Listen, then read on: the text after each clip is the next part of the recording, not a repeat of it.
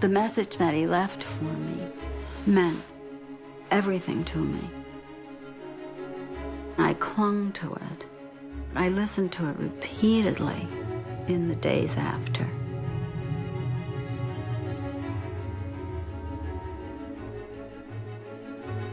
Everybody has told me that has lost loved ones, you'll lose the sound of their voice. I've probably listened to the message hundreds of times. It's available anytime I want to play it back. It's there. I hear it and I know it. I'm still very fragile to listen to it, and so I'm comforted to know it's there, but I don't listen to it. On September the 11th, 2001, nearly 3,000 families lost a loved one. The Twin Towers collapsed with such destructive force that only 300 bodies were recovered. But for some families, there is another legacy.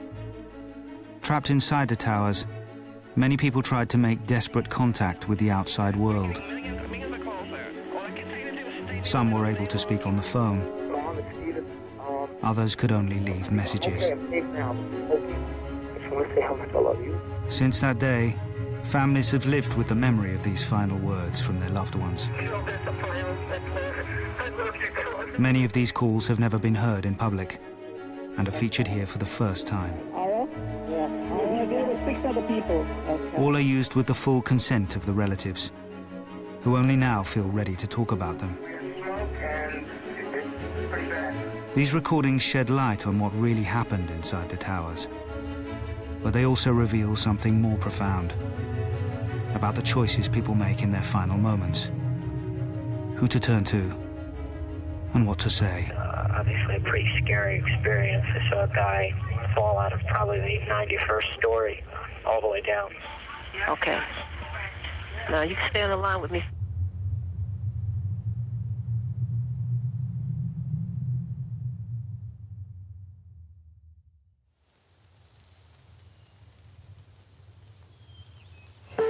I just wanted to let you know I love you, and I'm stuck in this building in New York.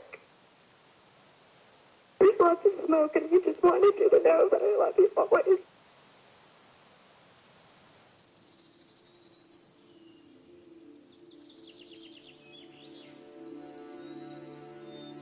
My dog, Coco, wakes me up somewhere approximately 5:30 in the morning and wants to go for a walk. So at 5:30 in the morning, I get out of bed, brush my teeth, throw some water on my face. We walk through the woods for half an hour, 40 minutes. I say a little prayer every single day and talk to Melissa. So it's just, I know she's there, I know she's listening to me. I was the last person from the outside world that she spoke to. I'll always remember that. When you fall asleep sometimes at night and you close your eyes, you can just see her face there saying, "Dad, I love you."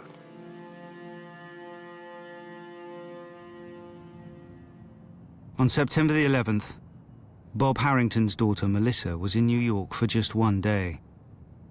Aged 31, she was a high-powered business executive and was there to oversee the merger of her company. The meeting was on the 101st floor of the North Tower of the World Trade Center.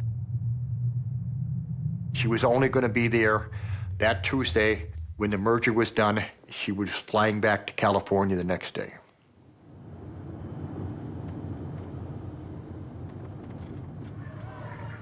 There's a fire next door. I love you, too. I love you. I don't know if I'm going to be okay here. I love you so much.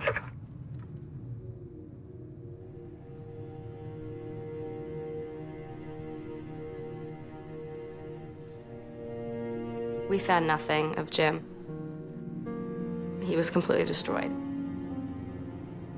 So the fact that I'd spoken to him means so much to me. I think that the healing process is ongoing. It's important to let people know what families of 9/11 have been experiencing, what we've been going through, what we've gone through. We still have those memories that we don't want anybody to ever forget. Jill Gartenberg had just started a family with her 35-year-old husband, Jim. A successful real estate executive, Jim had recently accepted a promotion at a new company. On September the 11th, he had only gone in to clear his desk at his office on the 86th floor of the North Tower. Saying goodbye, I love you, is the last thing I can remember seeing him walking out the door that morning of September 11th. We just had a plane crash into Alpha 4 of the World Trade Center. The World Trade Center, tower number 1, is on fire. The whole outside of the building was just send every available ambulance to the World Trade Center now. In the minutes after American Airlines Flight 11 collided with the North Tower, the live pictures were flashed across the world. We have numerous people trapped. But those inside were unable to see what had happened. Desperate for information, they made more than 3,000 calls in the first 10 minutes alone. He says he's at the 105th floor at One World Trade Center. At the top of the North Tower, 100 people were attending a conference at the Windows on the World restaurant. Among them was 31-year-old Christopher Hanley, who made one of the first recorded calls to 911 emergency services that day. Yeah, hi. I'm on the 106th floor of the World Trade Center. We just had an explosion. The 106th floor? Yes. 106, okay. We have smoke, and it's pretty bad. We can't get down the stairs. All right. We had about 100 people up there. Do not leave, okay? There's a fire or an explosion or something in the building. All right, I want you to stay where you are. Yes. All right, we're there. We're coming up to get See you. the smoke coming up from outside the windows down? All right, we're on the way. Just sit tight. All right, just sit tight. We're on the way. All right, please hurry. Christopher was our only child. It was so special. To be able to have the 911 audio was really very important. The most emotional, poignant moment for me is when he asked him, "Please hurry," and "Thank you." To be able to have that Presence of mind. Under pressure like that, I thought was just remarkable. I was really proud of him. I mean, to be able to keep that cool and request, "Please hurry." I think that was his last words.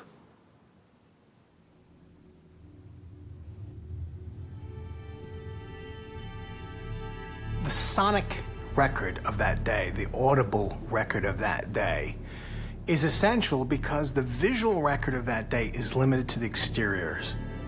What we see with our eyes are two buildings in flames. And these calls and these radio transmissions, they show us through sound what we couldn't see with our eyes. They're part of the fabric of the day that we wouldn't know or have any understanding of without this sonic record. Go. No. Oh, easy. There's a tree in front of my house that was planted the week after Melissa was born. The tree grew up, Melissa grew up, and the tree grew up to be probably the biggest tree on the street. And Melissa grew up to be such a fine, nice, beautiful young lady. Melissa would have been 39 last week. Now the tree is probably 40, 50 feet high. When I planted it, it was 5 feet high and as skinny as two fingers together. So, you know, I look out and I see that tree and I just remember the day she was born.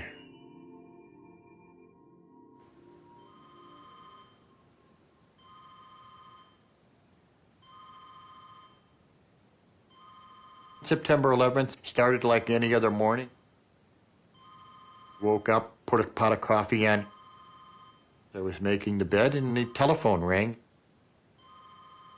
I don't usually answer the phone because having been in construction my whole life, people call up, have a tendency to want you to do a job for them for nothing or give them some advice, so I don't usually answer the phone. But this morning, I did. It was my daughter, Melissa. I knew she was in New York. I didn't know anything that had happened at that particular point in time. Melissa was a little hysterical. I told her, honey, you have to slow down so that your father can understand what the problem is. She got her composure, said to me, Dad, I'm on the 101st floor of the World Trade Center and a bomb just went off. In my bedroom was a TV set.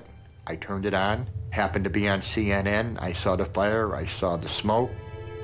I was heartbroken. She told me the fire wasn't her major concern, but there was an awful lot of smoke. So I said to her, honey, I said, can you see an exit sign? She said, yes, Dad. And I said, well, under all the exit signs, honey, are stairwells. I said, you get to that stairwell as fast as you can and get out of the building. But unknown to Melissa and her father, all 3 of the stairwells had been destroyed. Trapped just 3 floors above the impact zone, Melissa would have no means of escape. She was in trouble, and she called her father for help. I was 130 miles away. There was nothing I could do but give her advice. We exchanged I love yous, and to my knowledge, I was the last person from the outside world that she spoke with.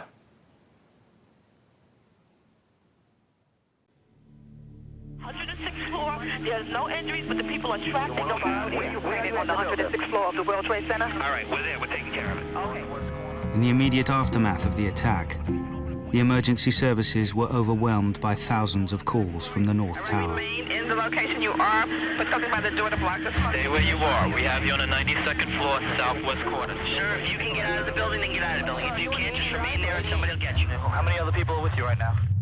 200?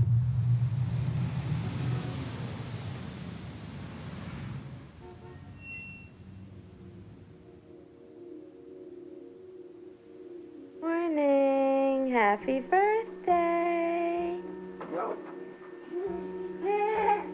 Wow. Okay, you want to open this? This is Nicole. This was my favorite toy when I was 2. I hope you like it. Love, Natalie. I think 9/11 comes up pretty regularly in everybody's lives. I mean, you watch television, you go to an airport, anytime you travel. You didn't go to Zita's house? So much has changed since 9/11. Everybody talks about 9/11. It's in the newspapers probably every day. And all I think about when I hear that 9/11 is, I am so proud that my husband did what he could that morning.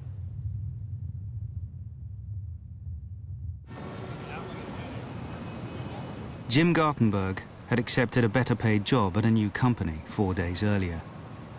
Welcome news, as his wife Jill was pregnant with their second child. September the 11th was his last commute to work at the North Tower.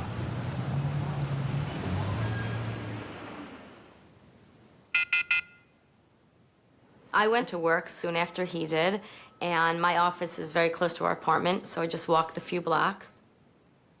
When I got there, there was a message light blinking, and I listened to the machine right away. Jill, there's a fire on my floor.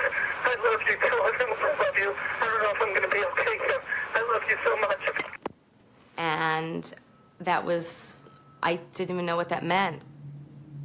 I listened to the message actually several times because I wasn't really sure what he was saying. I couldn't believe what he was saying.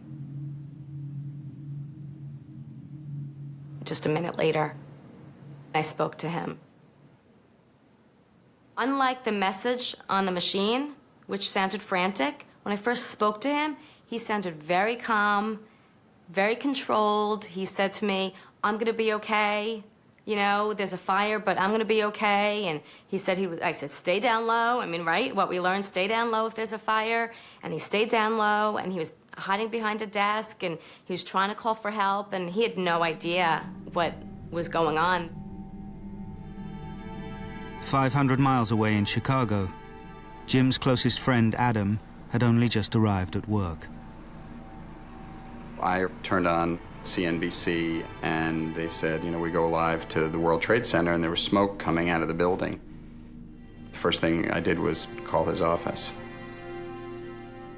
He picked up the phone right away, and he had a voice that I had never heard before, and it was, you know, just utter panic and fear and expletives. There's fire, there's smoke everywhere, there's debris, I can't get out. You got to get me out of here. He had asked what happened, and he didn't know, and I didn't know. Jim Gartenberg was on the 86th floor of the North Tower. Although he was 6 floors below the point of impact, Jim and a colleague were trapped by debris as the floors collapsed above them.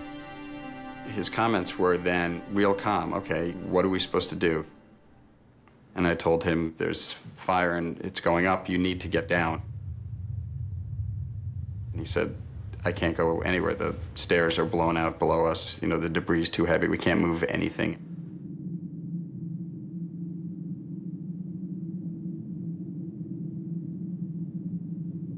It was very unusual that people outside had almost a greater sense of alarm and urgency than the people inside who were in the dark. Families were seeing the billowing smoke and the flames licking up the side of the building.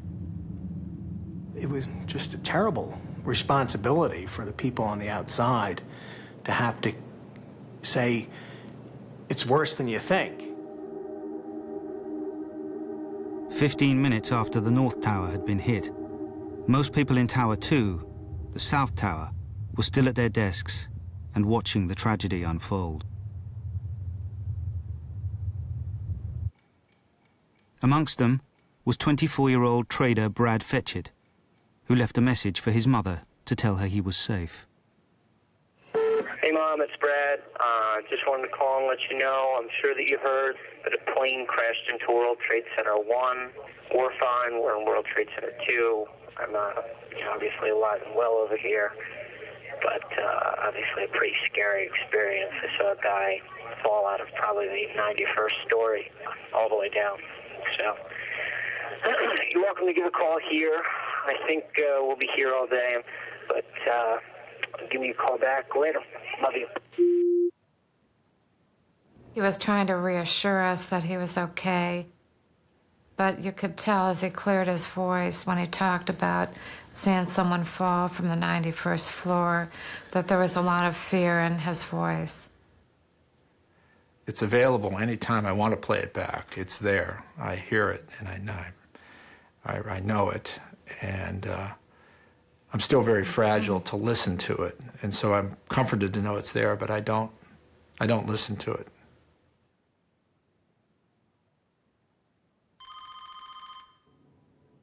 Eight floors above Brad in the South Tower was 42-year-old systems analyst Shimmy Beagleisen.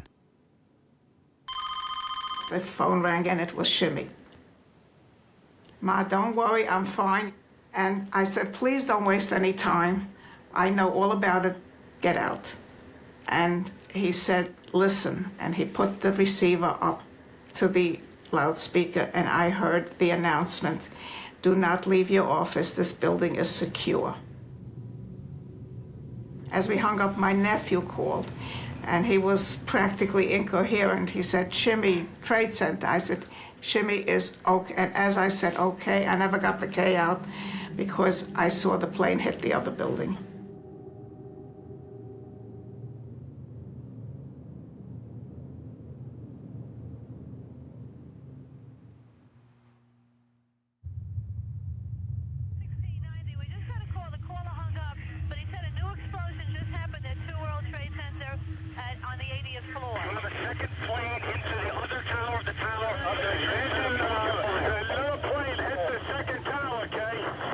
At 9:03, 17 minutes after the North Tower was struck, United Airlines Flight 175 flew into the South Tower. Immediately, the emergency services were flooded with calls. as 700 people were trapped above the impact zone. Approximately two-thirds of the way up, you got visible fires showing out. Lieutenant, Manhattan Dispatch. Yes, hi. Hi. Major disaster, number 2 World Trade Center, requesting everything possible. Northwest Conference Room. Tower 2, room 105. This is at the World Trade Center. People are trapped. I have a call on the line. The line is open. What floor are you on? They're not answering. We're getting millions of calls there. All I can say to do is stay near the window, stay low, put a towel by the head. The firefighters in the city are on their way over there. I understand that. All right, we're trying to get to people as fast as we can.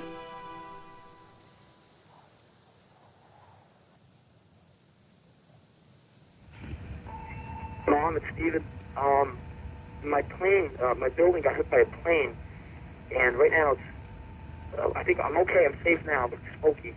I just want to say how much I love you, and I will call you when I'm safe. Okay, Mom? Bye.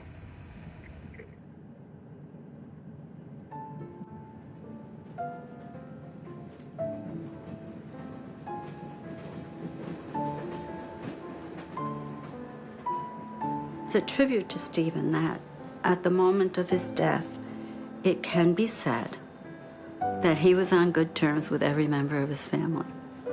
And that's not easy. Stephen was with us for 33 years, and we have a choice. We can either say we are so mad that he's not here, or we can say we had him for 33 years, and we have a feast to return to, the feast of the memories.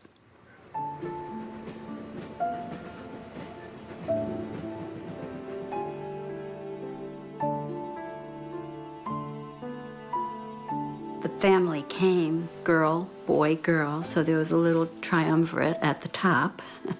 And then 4 boys came in a very quick succession.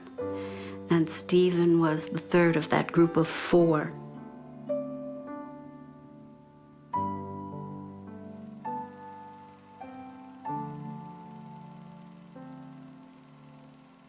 Stephen was very relaxed, smiling, laughing. He was very laid back, very happy. You know, he really was happy a lot of the time. Stephen was really a peacekeeper within the family because we all have very strong personalities, and at a dinner table we all want to voice our opinion, and Stephen was the best, I think, of any of us, of listening to all sides of an argument and really keeping the peace. That was the role that I thought he played in our family. He definitely did that, and it's a challenge to fill that role now. Following a successful career as a college basketball player, Stephen had moved to New York. At 33, he was now a trader with an investment company in the South Tower.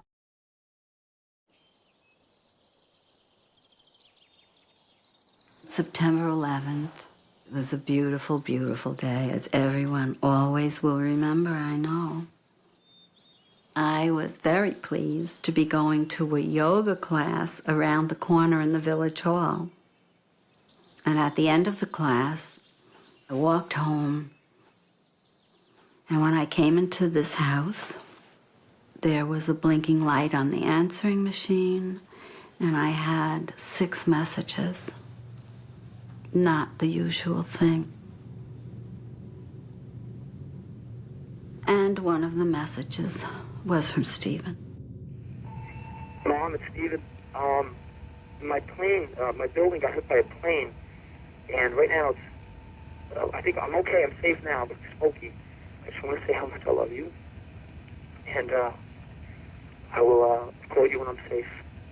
Okay, Mom? Bye.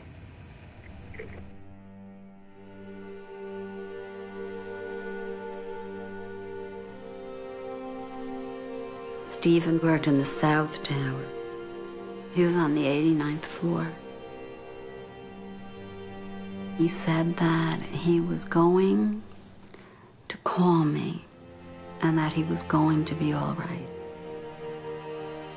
There were messages then from people calling to say, "Anne, are your children all right?" And then there was a message from my husband And he said, promise me you will not turn on the television. And that was an easy promise to make.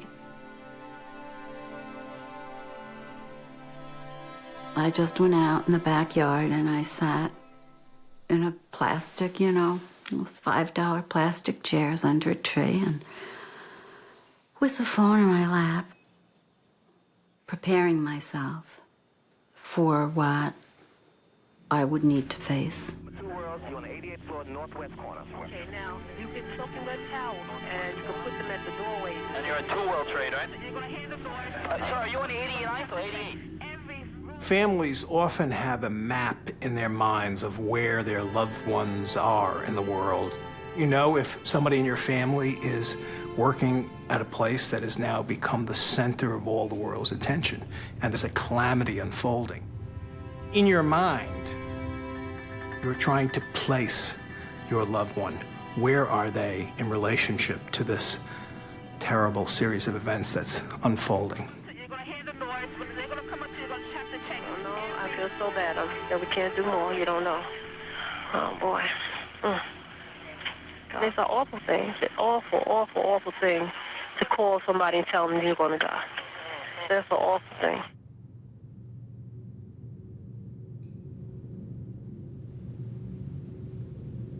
Just seconds before the South Tower was hit, Shimmy Beagle-Eisen's mother had urged him to leave. Now he was trapped on the 97th floor. By 9:15, the family apartment in Brooklyn had filled with Shimmy's loved ones. The phone passed between them, as each offered him consolation and advice. We had Shimmy on the phone. We were trying to find different ways how to calm him down and relax him, possibly of different ways of maybe getting out, him trying different exits. At one point when I was talking to him, he shared a few private things with me. He asked me to look after his wife and children. And all this time, I was able to hear in his voice that the situation was becoming a lot worse. There was now fire and dense smoke above the impact zone. Those trapped there began to panic. Shimmy's close friend, David, called to try and calm him. Shimmy? Yeah.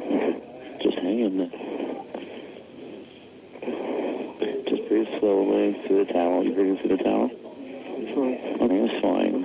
Everybody's fine. Everybody's very calm. Everything's going to be fine. You have to stay calm. Everybody here is calm, I promise you. You girls don't even know because they're in school. Your parents are here. They're very calm. Just keep your head straight.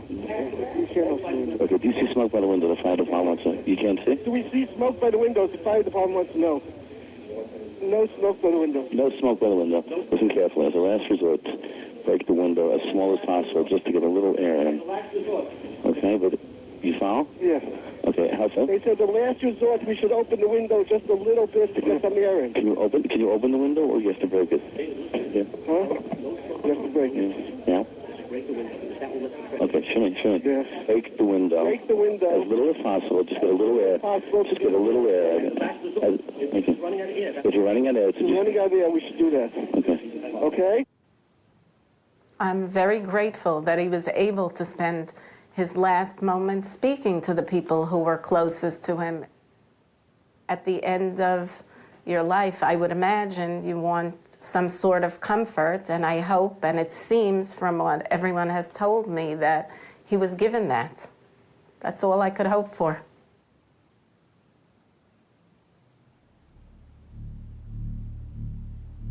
In the North Tower, the first to be hit, Jim Gartenberg had been trapped by falling debris for more than half an hour. Having spoken to his wife, Jill, and best friend Adam, Jim now wanted his predicament to be known to the watching world. He managed to make contact with a reporter at the New York Times, Jim Dwyer. I spoke with him several times that morning, and I was trying to understand what his predicament was, why he couldn't get to the to the stairs or why he couldn't get to an exit. And he said that, the walls were cracking and folding over, and he couldn't get to where he needed to be.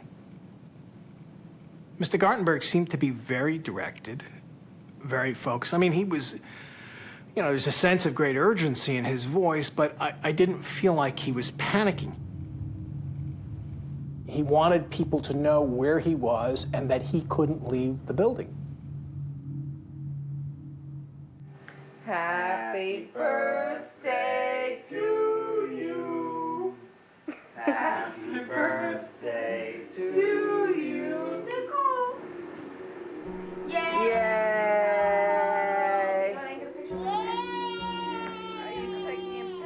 Jim has always been a leader. And I think that showed through on that day.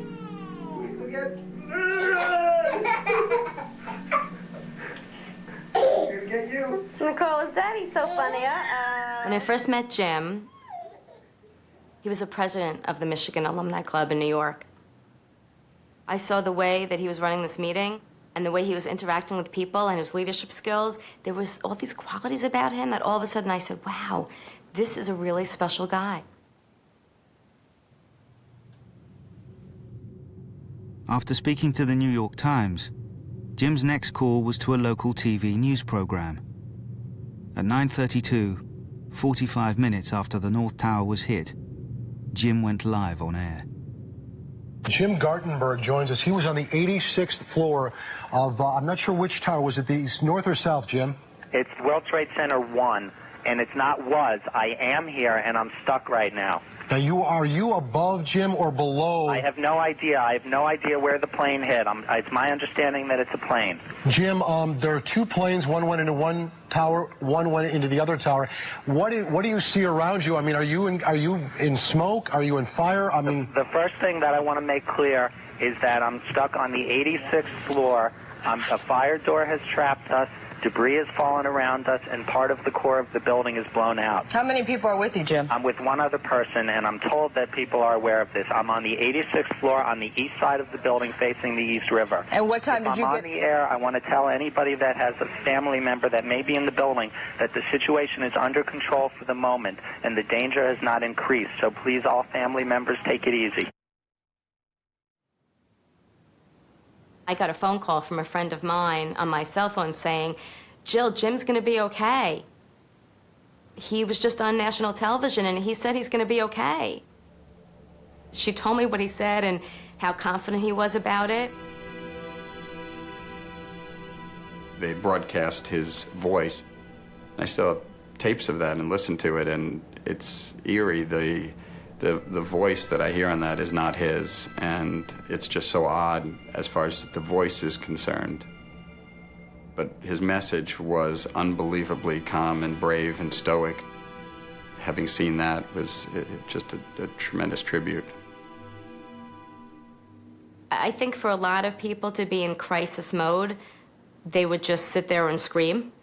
And Jim would kind of regrouped with himself, it seems like, and said, okay, this is the situation, how do I best deal with this? And he reached out to as many people as he could, trying to figure out what resources he had to be helpful in this situation. I mean, he had the sense of mind to do that. And the danger has not increased, so please, all family members, take it easy. I think that was wonderful, but I knew in my heart he was not going to be okay. You guys coming in for building number 2 on the 97th floor, people trapped. 90, what floor? We're all around the building. We're completely around the building. We're into the building now, okay? 2,000 people were trapped in the north and south towers. By the door to block the smoke and stay where you are. We're sending people upstairs. The fire department's coming upstairs. Firefighters from across New York were sent to the scene. They're coming. They're downstairs. They're on the way. Knowing what he might soon face, fireman Walter Hines left a hurried voice message for his wife. Message. Hi, Ron, it's me. Just want to let you know I love you and the girls. Tell my mom to, we're going down to that Trade Center thing, the second plane that just crashed into that building. So we're on our way down there. I love you. I'll talk to you later. Walter knew this was so serious. I could tell from the sound of his voice. He knew this was something he might not get out of. And I think that he just needed to let us know that he loved us. The voice message that Walter left is still on his business phone, which I've kept in his office. I've probably listened to the message hundreds of times. Everybody has told me that has lost loved ones that you'll lose the sound of their voice, that you can't remember the sound of people's voices after they've gone. And I tend to think that that's true. I think it's a good reminder to have Walter's message for my daughters, that they can continue to hear him.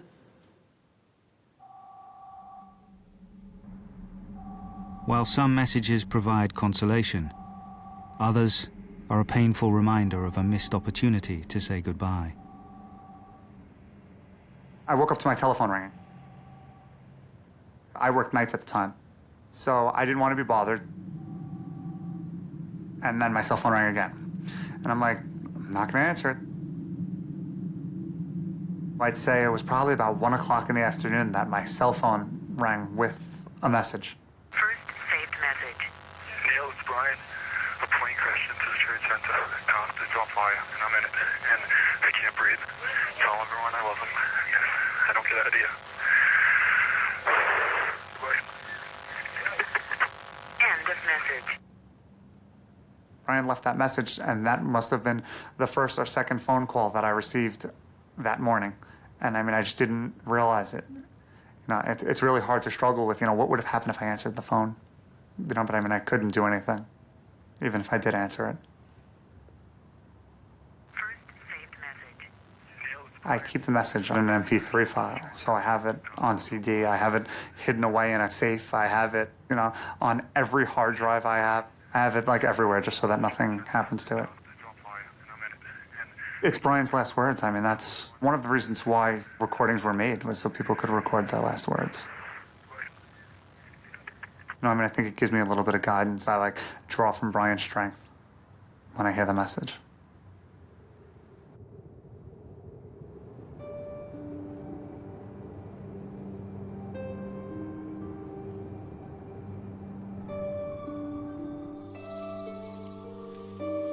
Just 3 floors below Brian Nunez in the North Tower was Melissa Harrington Hughes. She was trapped on the 101st floor. Shortly after the first plane had hit her building, Melissa had called her father. But 55 minutes later, he'd heard nothing since. When we stopped our conversation, I thought she sounded in control of herself, and knowing my daughter Melissa the way I knew her, I didn't think she would have any problem getting out of the building. Whilst Melissa's father watched the events unfolding at home, her only brother Michael was at his office in Boston when he heard the news.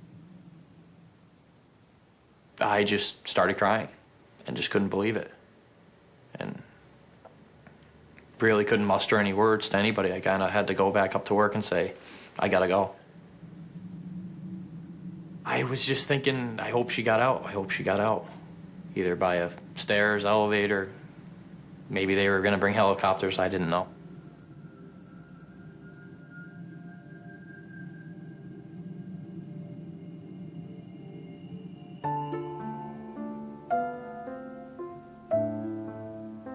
My sister was very protective of me. I can't say growing up I realized it, because as a younger brother, you're always thinking the negative when you're younger.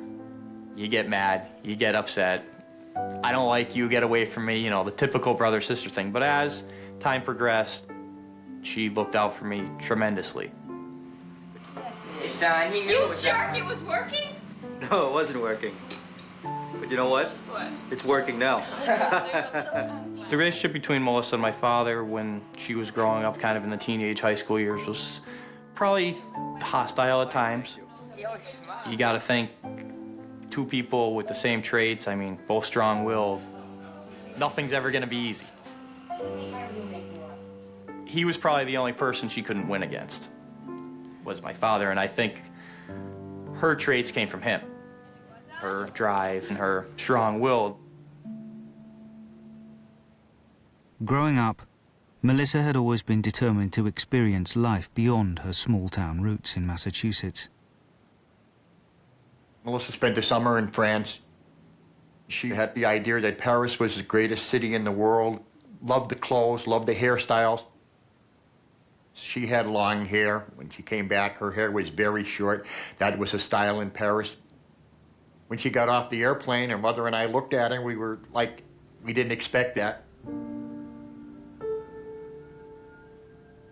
Aged 26, Melissa moved to California to work for a large internet communications company. Melissa was a very ambitious young lady.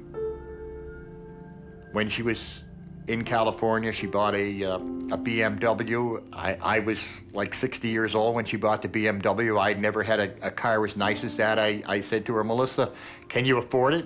She said, Dad, I may never have an opportunity to buy one again. She bought it. She loved it. She wasn't here that long, but she had a wonderful time in the 31 years that she was here.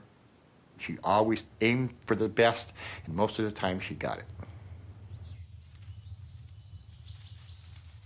After speaking to her father, Melissa rang her husband, Sean, in San Francisco, to whom she'd been married for just a year. He was asleep when she called. Sean, it's me. I just wanted to let you know I love you, and I'm stuck in this building in New York.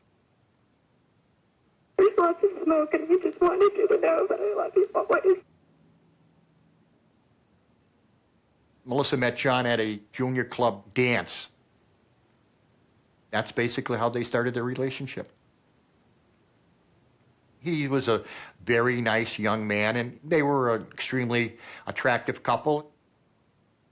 I could tell when she introduced me to him, her eyes just kind of glowed, and I could tell right away that he was probably the one that she was going to marry, and she did. Your kiss as a sign of their new married love may present you for the first time Mr. and Mrs. Sean Hughes.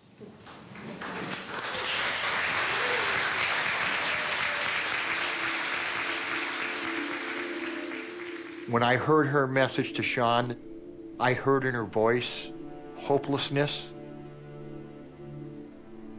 She was telling Sean that this is it, Sean, for me, but I'll love you forever, buddy.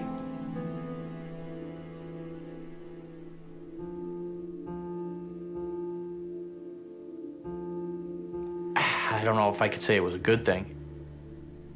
It was good to hear her voice. Good to see that she called her husband.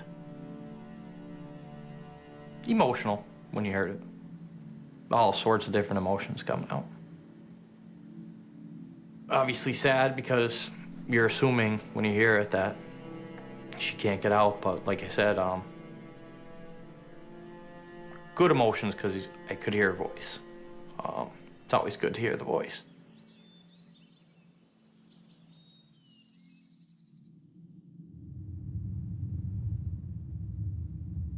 An hour after the first plane struck the North Tower, some people were still struggling to make their first contact with loved ones. The phone networks were overloaded.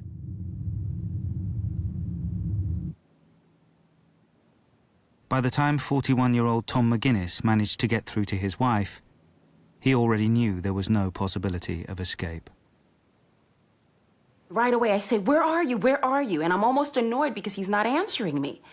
And then he says, "We're in a conference room that we can't get out of. We're trapped in a conference room." And I said, "Well, who's with you?" And he rattles off the names of a couple of guys I know, 3 guys that were with him, plus these other people. And you could hear it in the background. You could hear people talking.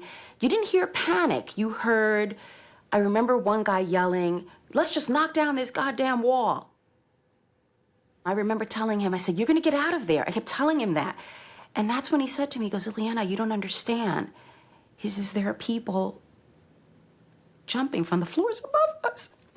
And that's when I just thought, oh my God. Like, what are these guys going through that they are seeing what's going on right above them? And it was just unbelievable. And I just kept saying, "You're coming home tonight. You're coming home tonight." And he said, "I love you." And he said, "Take care of Caitlin." he said, I have to get down on the floor, I love you. And that's when I lost the connection at that point.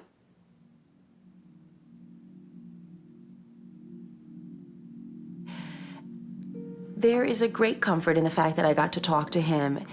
And the funny thing about that comfort is it was not a great comfort that day or even, weeks later. But it's a great comfort now. It was a great comfort months later. And the reason it was a great comfort is because, it's not so much for me, but I feel that it was for him. It was his chance to say goodbye, his chance to say, take care of Caitlin. He said, it'll be a miracle if we get out of here. He knew he wasn't going to get out.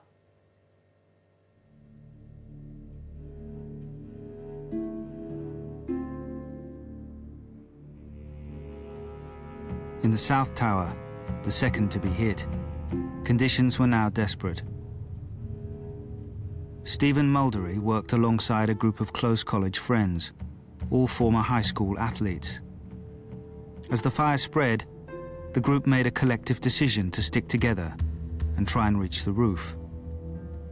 They now faced a grueling 21-story climb up the stairwells through heat and smoke. Stephen was passionate about basketball, but he was tiny and slight. I have a picture of him in 8th grade when he was devoted to basketball. And he is standing between two fully grown classmates who were his best friends. And he looks like he's the mascot, and he wasn't. He hung in there. I feel basketball was a critical element in the person he grew to be. He never lost the fire or the desire. I saw it in the aftermath of Stephen's death, when the loyalty of all the people he had played basketball with was made evident to me. And I saw the gifts that had come from the teamwork.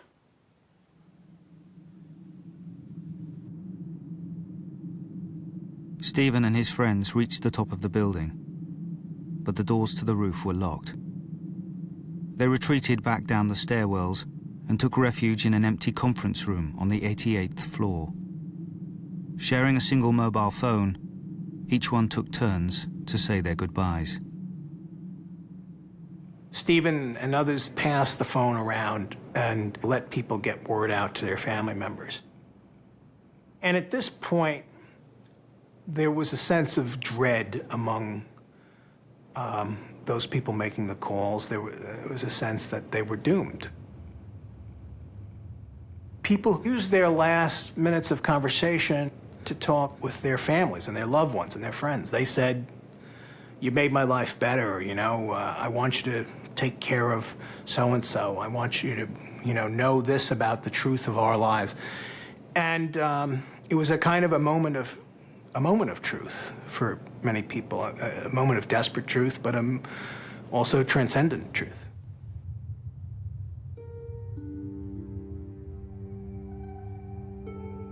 "65 minutes after the North Tower was hit, a string of desperate calls was still being made from the building.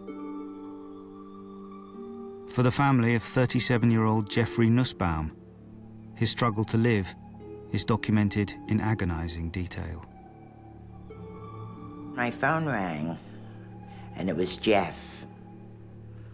And Jeff told me that the room is filling up with smoke.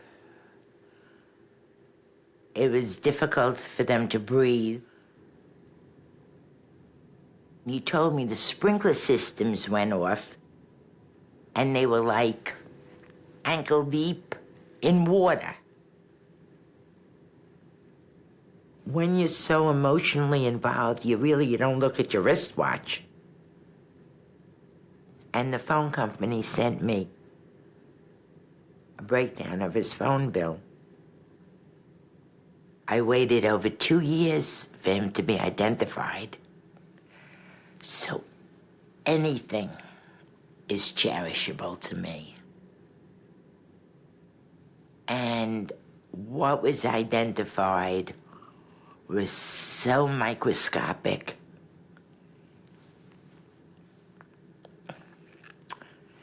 that you hold on to everything, even the telephone bill.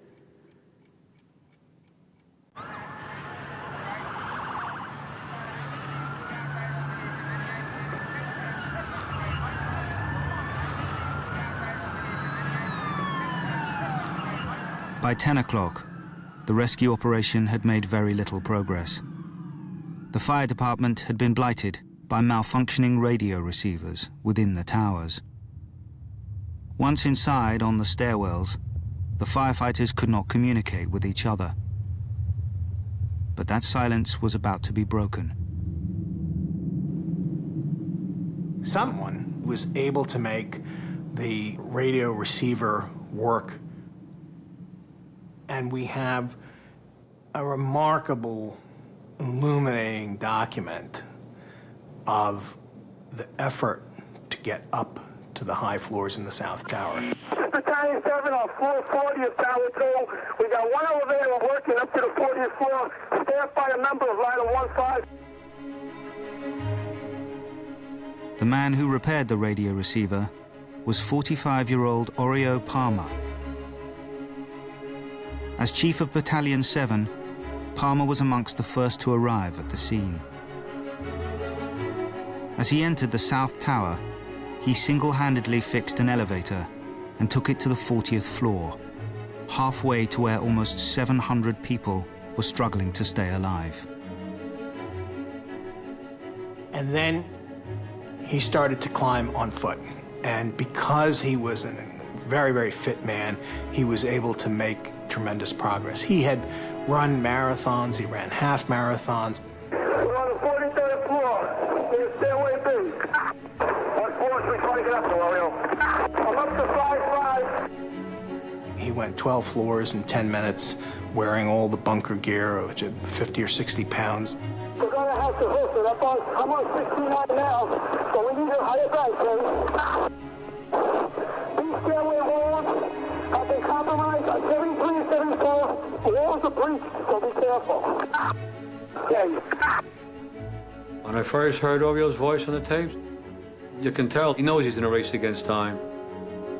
Oreo's conserving his oxygen, he's conserving his energy. That's why there's not a lot of chatter on his part on the tape. During his ascent, Palmer discovered that one stairwell, the south, was still intact all the way to the impact zone and beyond. For the hundreds trapped there, this stairwell could have been an escape route. What stair are you in, Oreo? South Tower, South Tower. The 78th floor in the South Tower was the bridge point between living and the dead. It was a transfer spot in the elevator system, and a lot of people had mass there. And when the second plane hit, a lot of them were killed outright, a lot of them were injured and waiting for help. And Oreo Palmer was rising and racing to that point to get to them. We got tanks. I saw in the pockets of fire. We should be able to knock it down with 2 lines. Where you know that? 78th floor, numerous 1045 code runs. 478. 10 4, numerous civilians there. There's 2 engines up here. All right, 10 4, we're on our way. Oreo got up there pretty quick. Anyone who was wounded or dying, to know somebody was able to get up there, they knew there had to be a way out. The people who were there at the point of impact, to have seen him, I can only imagine there must have been some elation or euphoria that's probably undescribable. Maybe. Just to see him and realize there's some hope here, thanks to this guy who just made it up here.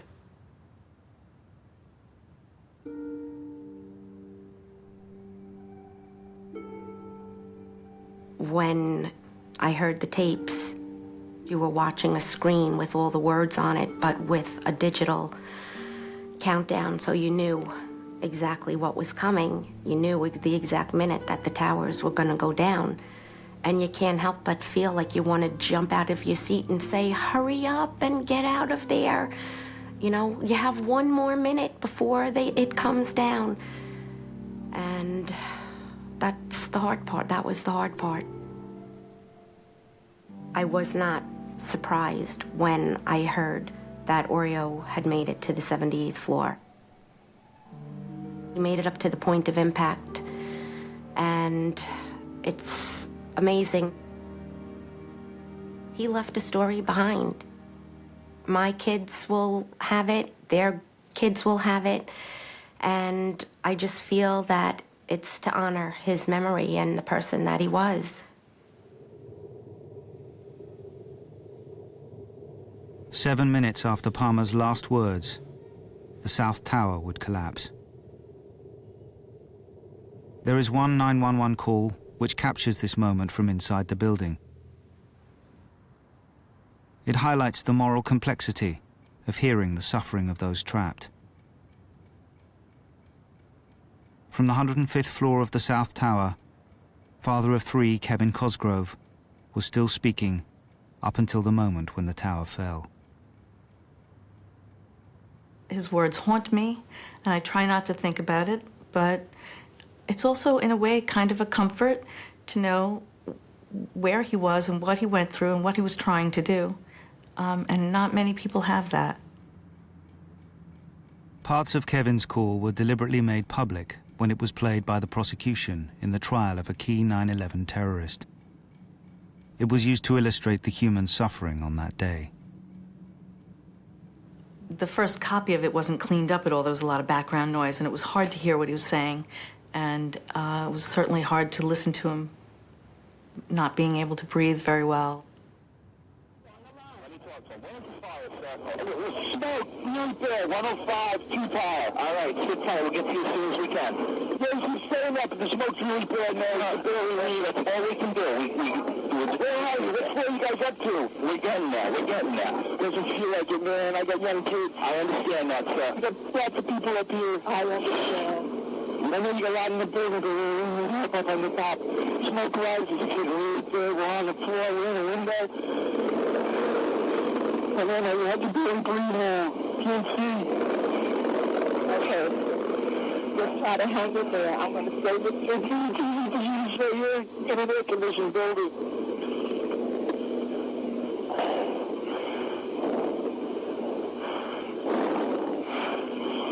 It's really bad. It's black. It's iron. We're young men. We're not ready to die. I understand.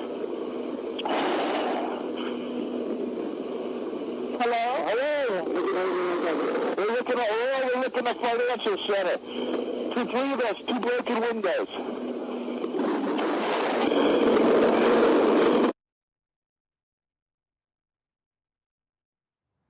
His building began to collapse. It was the first one to fall. Some people said, you know, hearing Kevin's words has made the events of 9/11 more human for them, that there were really people in there and it wasn't just buildings. One lady called him the voice from the towers.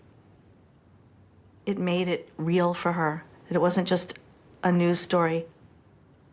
It seemed like it was just a movie, but then when they heard Kevin speaking, realized this was a real thing with real people inside. For Wendy Cosgrove, there is comfort from the fact that almost 10 minutes of the call were not played in court. I'm glad that I have some that are just my own private memories that I don't have to share with the world. Because it is rather hard to share my husband's last words with the entire world. So it's nice to have something a little private.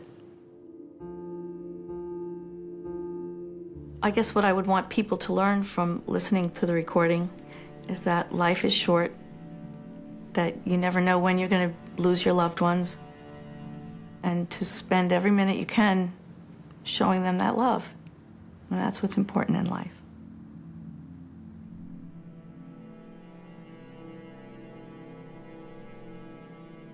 After 62 minutes, the South Tower, although the second to be hit, was the first to fall. Almost 1,000 civilians and firefighters died. Along with Kevin Cosgrove, they included Brad Fetchit, Shimmy Beagleisen, firefighter Walter Hines, Battalion Chief Oreo Palmer,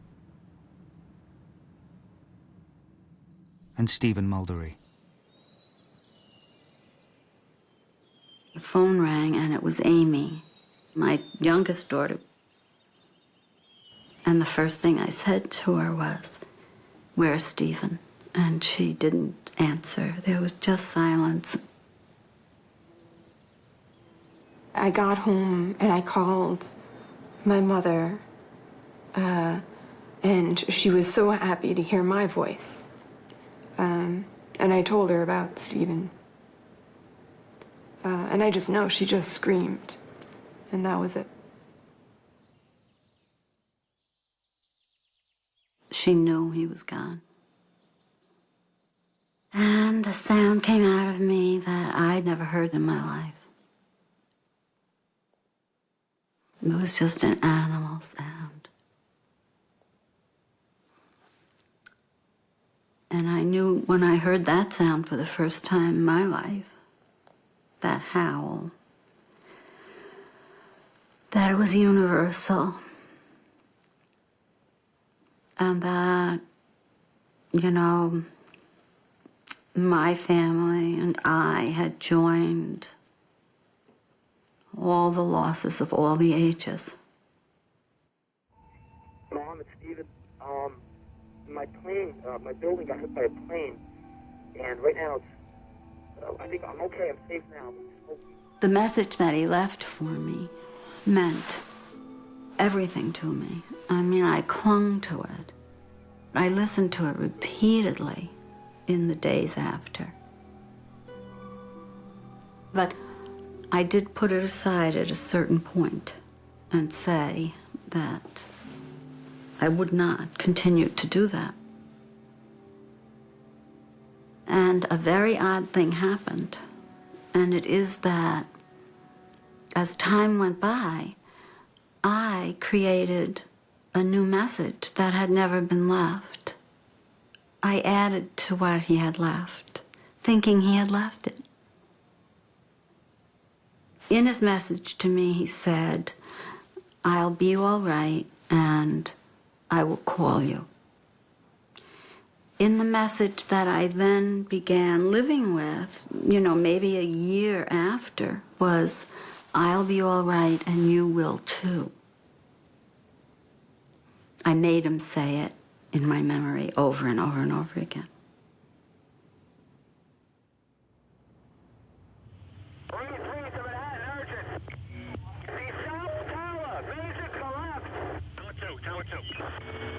George, have them mobilize the army.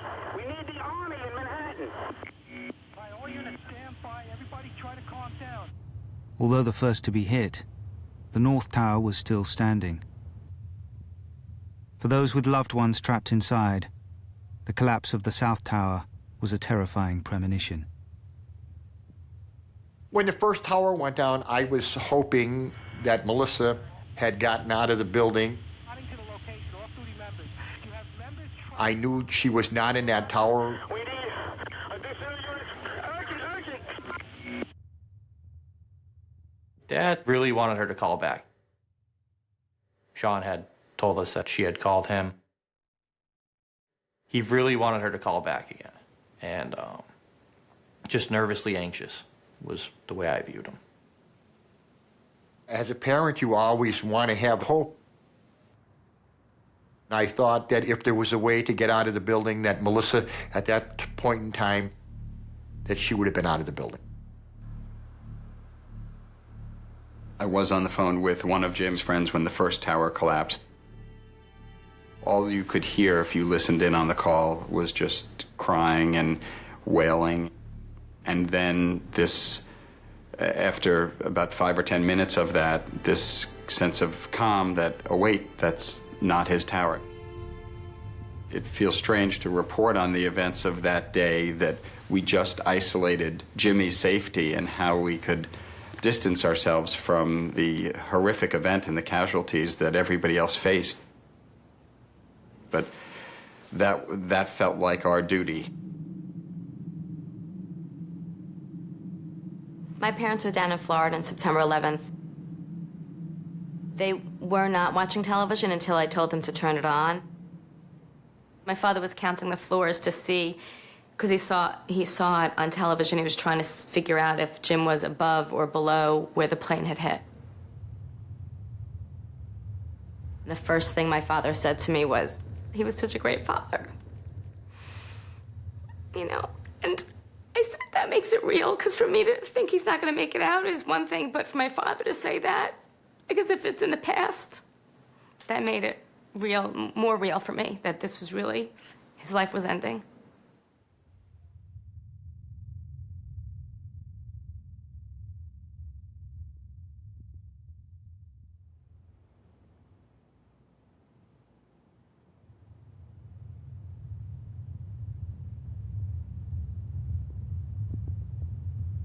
At 10:28, 102 minutes after it was hit, the North Tower fell.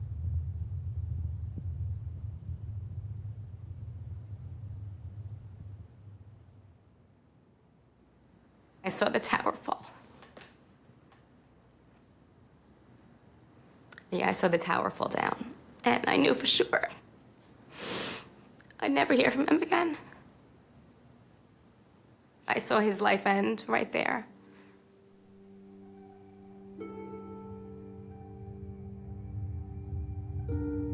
I felt, my heart had been ripped from my body. I can't ever remember feeling that sadness ever in life, or that much emotion and tears, and nor do I hope I ever will. My wife Beverly was working, teaching school in Chicopee. I had to drive to Chicopee to inform my wife that Melissa was in the North Tower. We were listening to the whole thing on the radio when we were driving back, and on our way home, the North Tower collapsed. My wife asked me to shut the radio off. I shut the radio off, and we came home and cried together.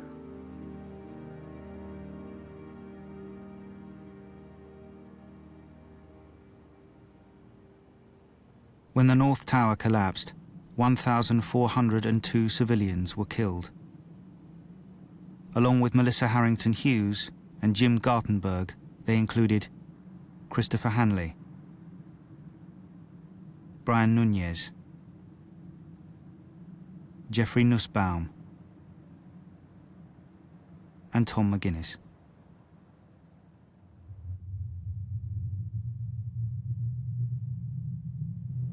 The question really about the Trade Center is, what are our memories made out of? Are they made out of images and myths? Are they made out of the hard facts? The audible record of that day is essential, because if history is going to be a tool for the living, if memory is going to be something that we can rely on, then you can't blink, you can't turn away. You have to say, this is what happened, and this is how it happened. For the families, the pain of September the 11th may never recede. But now that several years have passed, they are beginning to understand the profound legacy of their loved ones' final words. My mother is very philosophical. She doesn't get stuck by something like this. I think she recognizes it and sort of absorbs it and tries to make the most of it, and she looks forward. So she's doing well, I think. The world doesn't stop for every tragic loss of life. And, you know, I kind of wish the world could. The world gets too busy. And I understand. You can't. You'd be in constant grieving. It's too easy for me to fall into a place where life is only about endurance. And I think that's a very poor way to live life. It's ignoring all the gifts you're given. And I didn't want to be that way. I didn't want to be that way. And, you know, I can say that I don't think I have. Jim called me, you know, instantaneously as soon as it happened. His first response was, he needs to talk to me. To have his voice, just to have his voice it's nice. Even though it's panic mode, it's some last memories. Good job, Nicole. Keep going. When Jim passed away, I was 3 months pregnant.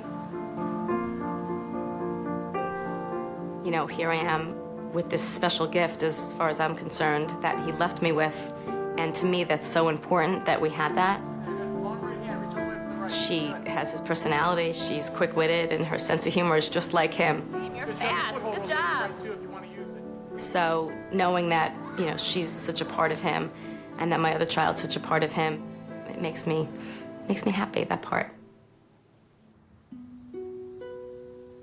I was the last one from the outside world to talk to Melissa. We were able to say how much we loved each other, and I think of it constantly, all of the time. Ever since Melissa's passing, I don't want to put a good spin on it, but it's changed him. It's made him more aware of things, I should say. He's a more loving man now than he was before. Didn't show his feelings as much before, and now he does.